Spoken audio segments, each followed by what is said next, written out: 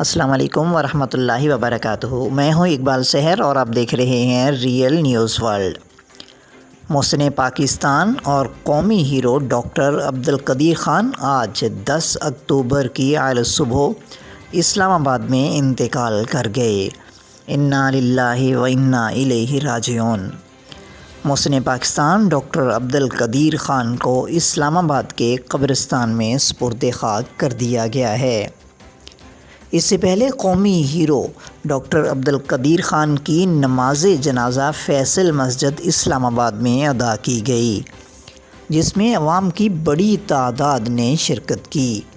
Doctor Abdul Qadeer Khan کی نماز جنازہ احمد الغزالی نے پڑھائی۔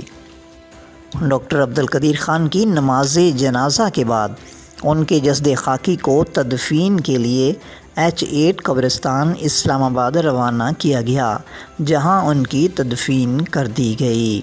ڈاکٹر عبدالقدیر کی نماز جنازہ کے موقع پر سیکیورٹی کے بھی انتہائی سخت انتظامات کیے گئے تھے۔ نماز جنازہ سے پہلے محسن پاکستان ڈاکٹر عبدالقدیر خان کو پاک فوج کے دستے نے سلامی پیش کی، جبکہ نماز جنازہ کے موقع پر بارش بھی ہوتی رہی۔ آئیے اب محسن پاکستان اور ایٹمی سائنسداں ڈاکٹر عبدالقدیر خان کی زندگی پر ایک نظر ڈالتے ہیں۔ ڈاکٹر عبدالقدیر خان کی پیدائش 1 اپریل 1936 میں بھارتی شہر بھوپال میں ہوئی اور انہوں نے ابتدائی تعلیم وہیں سے حاصل کی۔ ڈاکٹر عبدالقدیر خان کی اہل خانہ 1947 میں آزادی کے بعد ہجرت کر کے مستقل طور پر پاکستان میں مقیم ہو گئے۔ انہوں نے 1960 میں کراچی یونیورسٹی سے سائنس کی ڈگری حاصل کی اور پھر اعلیٰ تعلیم کے حصول کے لیے جرمنی کے شہر برلن چلے گئے۔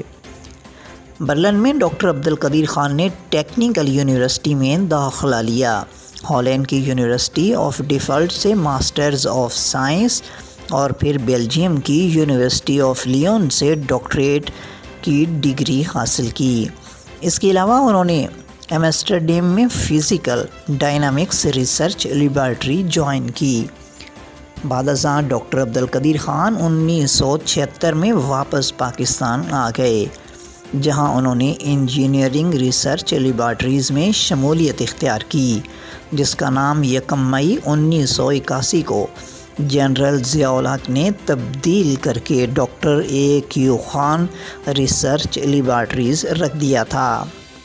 بھارت کے ایٹمی دھماکے کے جواب میں مئی 1998 میں پاکستان نے کامیاب ایٹمی تجربہ کیا، جس کی نگرانی ڈاکٹر عبدالقدیر خان نے ہی کی تھی، اور یوں 28 مئی کو اس بات کی تصدیق ہوئی کہ پاکستان اب ایٹمی پاور بن چکا ہے۔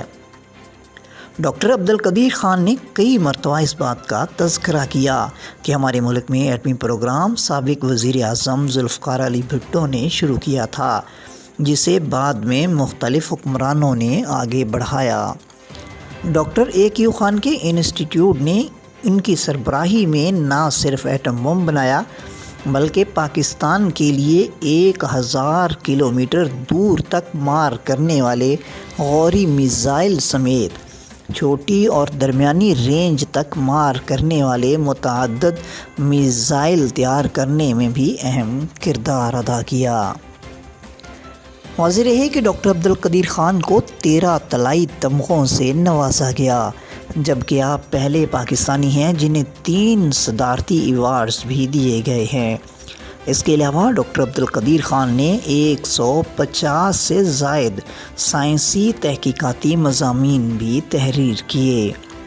1996 میں جامعہ کراچی نے عبدالقدیر کو ڈاکٹر آف سائنس کی اعزازی سمت عطا کی، جبکہ 14 اگست 1996 میں صدر فاروق لغاری نے ڈاکٹر عبدالقدیر خان کو پاکستان کا سب سے بڑا سول اعزاز نشان امتیاز دیا، اور پھر 1989 میں انہیں ہلال امتیاز سے بھی نوازا گیا۔